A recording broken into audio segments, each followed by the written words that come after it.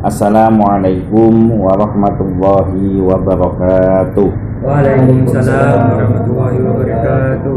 Alhamdulillah wassalatu wassalamu ala Rasulillah Sayyidina Muhammad ibni Abdillah wa ala alihi wa sahbihi wa mawalah, amma ba'du.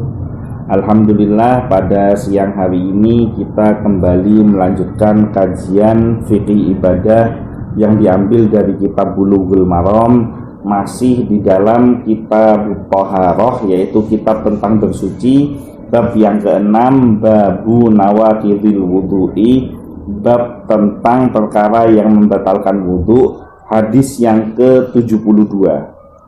Wa an Aisyah radhiyallahu anha qalat, dan dari Aisyah radhiyallahu anha ia berkata, kana Rasulullah sallallahu alaihi wasallam, adapun Rasulullah sallallahu alaihi wasallam, yadhkurullaha, mengingat Allah atau berzikir, ala kulli ahyanihi, di dalam setiap waktu, setiap saat, setiap urusan, atau di dalam seluruh hidupnya.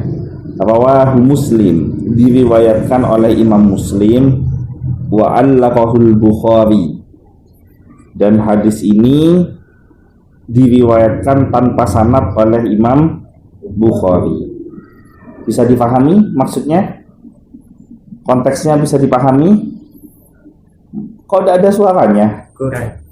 Kurang bisa dipahami. Saya ulangin lagi ya. Jadi Siti Aisyah radhiyallahu anha itu berkata, menceritakan tentang kebiasaan Rasulullah, bahwa karena Rasulullah sallallahu alaihi wasallam yadhkurullaha ala kulli ahyanihi. Gampangnya makna dari kalimat ini, Rasulullah itu selalu berzikir mengingat Allah setiap saat, setiap waktu. Kurang lebih seperti itu makna kalimatnya. Jadi kalimat yang pendek tapi maknanya sangat dalam. Bisa dipahami? Bisa. Nah, sekarang kita mulai membahas syarahnya. Hadis ini ada di kitab Sahih Muslim, hadis ke-373. Syarah dari hadis ini, pertama, zikir yang disebutkan dalam hadis adalah tasbih, tahmid, tahlil, takbir, istighfar, dan membaca Al-Quran.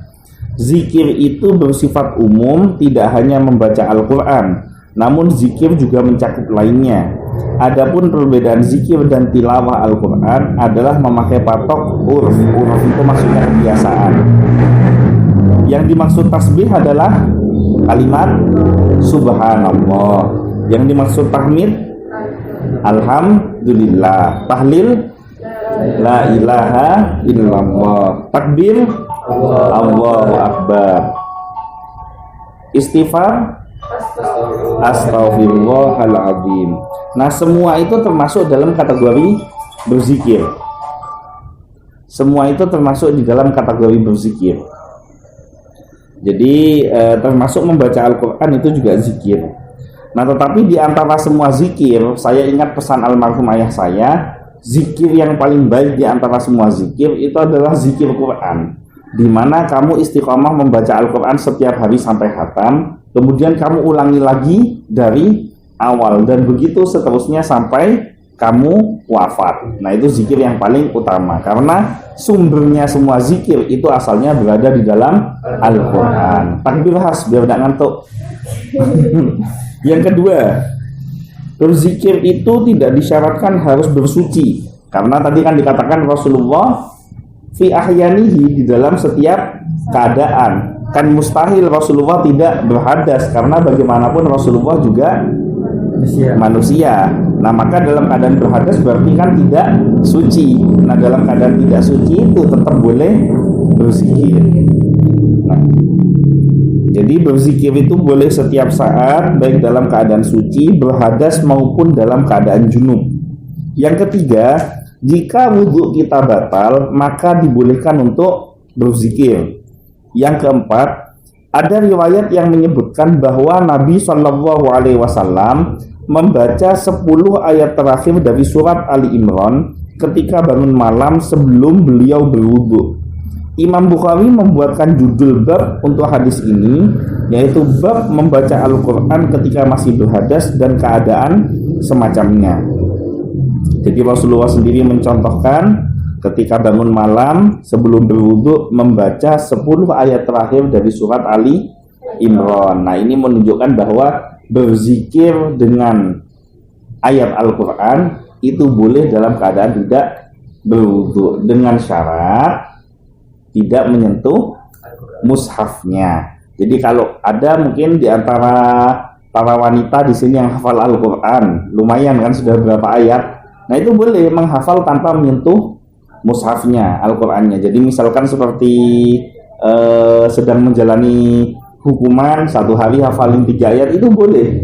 Nah, tetapi kalau sudah kondisinya benar-benar hafal, itu pertama ada beberapa pendapat ulama. Yang pertama, kalau dalam keadaan sedang datang bulan, membacanya tidak boleh disambung secara tilawah, tapi dibaca putus-putus. Misalkan Alif Lam Mim Dalikal Kitabu La Raiba Fihi Hudal lil Muttaqin, itu boleh. Nah, kemudian yang kedua, ketika menghafal dianjurkan tidak dilafalkan secara mengingat hafalan murojaah. Umpama takut hilang, kayak Has Dewi ini sudah berapa ayat nih? 50-an ayat kan? Takut hilang, itu boleh menghafal, tapi jangan dilantunkan dengan tartil, dengan lisan, tapi menghafal dalam hati.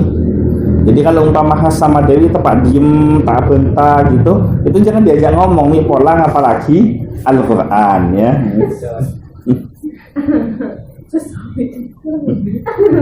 Selanjutnya, membaca Al-Quran saat junub tidak boleh. Jadi dalam kondisi junub tidak boleh membaca Al-Quran.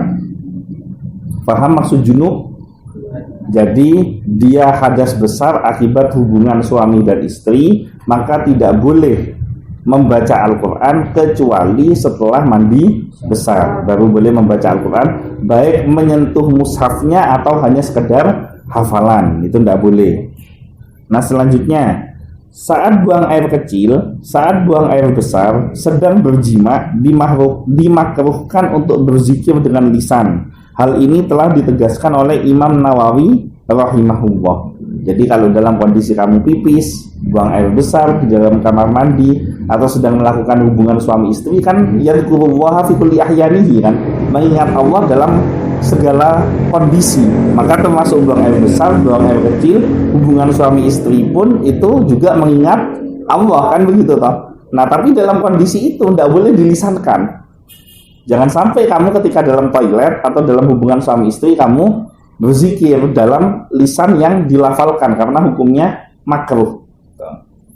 Selanjutnya, ini kenapa senyum-senyum, bayangin apa ini? Ya. Bikin anak sore istighfar. Yang ketujuh, maksud hadis Nabi SAW di mayoritas aktivitasnya dalam keadaan berzikir, yaitu ketika bersuci, ketika berhadas, ketika berdiri maupun duduk. Yang kedelapan, berzikir dengan hati boleh dalam setiap keadaan, karena Nabi SAW sendiri terus berzikir dengan hatinya ketika beliau sadar atau tertidur. Jadi orang yang dekat dengan Allah tidak hanya Nabi dan Rasul, bahkan para wali-walinya Allah itu mereka berzikir dalam kondisi sadar maupun tidur. Salah satu contohnya cerita dari kakak saya. Kakak saya itu dulu mondok di Sukoharjo, ikut di bawah asuhannya almarhumah Nyai Zainiha As'ad. Nyai Zai ini umminya Kiai Azaim, pengasuh pesantren yang sekarang.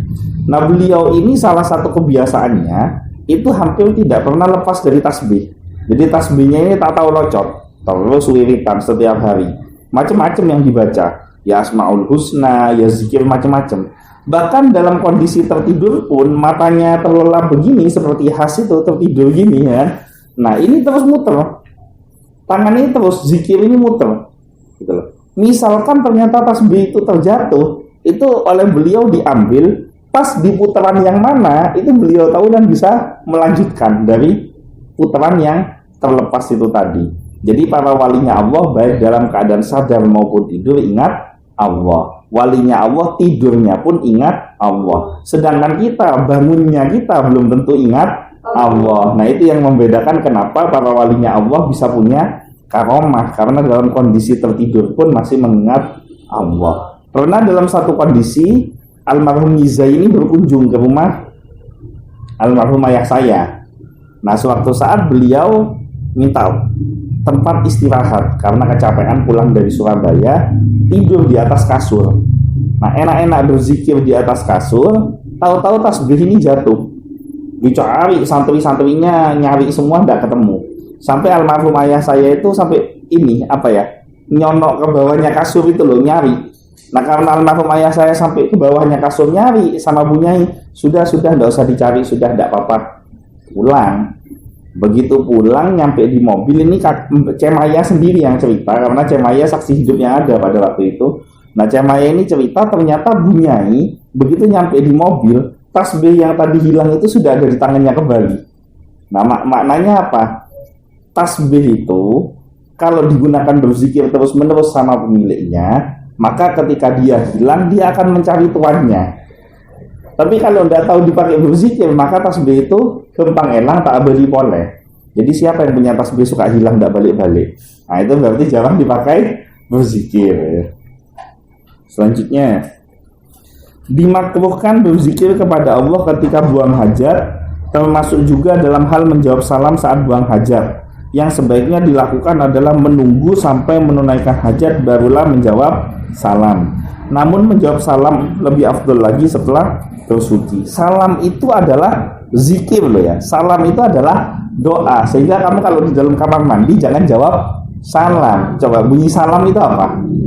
Assalamualaikum. Paling singkat. Mon ben ngucap assalamualaikum kok jawab kum salam. Mon ben ngucap mikum kok jawab kum lam. Yang lengkap assalamualaikum. Semoga keselamatan terlimpah atas dirimu. Nah, itu semoga keselamatan terlimpah atas dirimu itu ucapan doa atau tidak? Doa. Doanya mintanya ke siapa? Allah. Maka memohon kepada Allah dengan lisan di dalam toilet itu hukumnya makruh. Jadi kalau ada orang yang assalamualaikum, kamu jawab, jangan jawab waalaikumsalam. Kamu bilang maaf ya, tunggu sebentar, saya masih ada di kamar mandi. Dijelasin, apalagi dipanjangin menyebut nama Allah, karena nama Allah tidak boleh disebut di dalam toilet. Ngomong assalamualaikum warahmatullah, kalimat Allah ya kan, wa barakatuh, itu tidak boleh. Berzikir dalam keadaan bersuci tetap lebih afdol. Jadi bagaimanapun tetap kalau punya wudhu itu lebih bagus. Bahkan punya wudhu sendiri itu adalah zikir. Kamu jaga wudhumu biar tidak batal, itu zikir. Salah satu wiritan yang kelihatan sepele tapi tidak gampang dijalankan itu menjaga wudhu. Gampang atau susah jaga wudhu? Susah. Paling susah ketika malam kamu tertidur. Orang kalau istiqomah jaga wudhu ya, kamu tidur, bukan tertidur, tidur. Tahu-tahu jam 11 malam kebangun. Kan bisa aja kan kebangun. Nah orang yang istiqomah jaga wudhu itu harus turun ke kamar mandi ambil wudhu lagi. Kenapa? Karena dia sudah batal wudhu. Karena orang yang istiqomah jaga wudhu, ketika dia batal wudhu dia ambil wudhu lagi gitu. Nah jadi afdolnya punya wudhu ketika berzikir, karena punya wudhu sendiri adalah zikir. Para ulama 4 mazhab sepakat bahwa haram bagi orang yang junub membaca Al-Quran. Dalil pendukungnya adalah hadis yang diriwayatkan, hadis dari Ali bin Abi Thalib. Annan Nabiyya sallallahu alaihi wasallam kana la yahjubuhu an qiraatil Qur'ani syai'an illa ayyakuna junuban. Nabi sallallahu alaihi wasallam tidaklah melarang membaca Al-Quran sedikit pun kecuali dalam keadaan junub.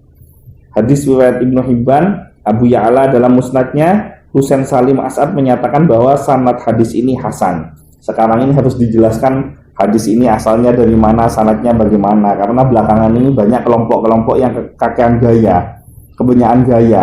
Ketika dijelaskan dalil ini hadisnya sahih atau tidak, kitabnya dari mana, dasarnya dari mana. Padahal dikasih kitabnya suruh baca juga belum tentu bisa baca gitu. Tapi tidak apa-apa, kita jelasin saja dari mana hadis ini didapat. Abul Hasan Al-Mawardi menyatakan bahwa haramnya membaca Al-Quran bagi orang yang junub sudah masyhur di kalangan para sahabat Nabi, sampai hal ini tidak samar lagi bagi mereka baik di kalangan laki-laki maupun perempuan.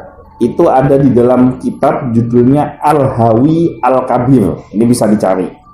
Nah kemudian selanjutnya dalam kitab Ibnu Taimiyah, kitab Majmu' Fatawa, Ibnu Taimiyah rahimahullah mengatakan, menurut jumhur mayoritas ulama dari 4 madhab dan lainnya, orang junub dilarang membaca Al-Quran sebagaimana ada hadis yang mendukung hal ini. Ada pertanyaan sampai di sini? Ada? Gak ada. Tidak ada pertanyaan? Mungkin itu saja yang bisa disampaikan. Mudah-mudahan semuanya panjang umur, sehat, selamat dunia akhirat, dan mudah-mudahan kita semua mendapatkan rezeki yang barokah, mendapatkan syafaat dari Nabi Muhammad SAW. Al-Fatihah. Ya. Waladhdallin. Sekian dari saya, kurang lebihnya mohon maaf. Wallahul muwaffiq ila aqwamit thoriq, wabillahi taufiq wal hidayah. Wassalamualaikum warahmatullahi wabarakatuh. Waalaikumsalam warahmatullahi wabarakatuh.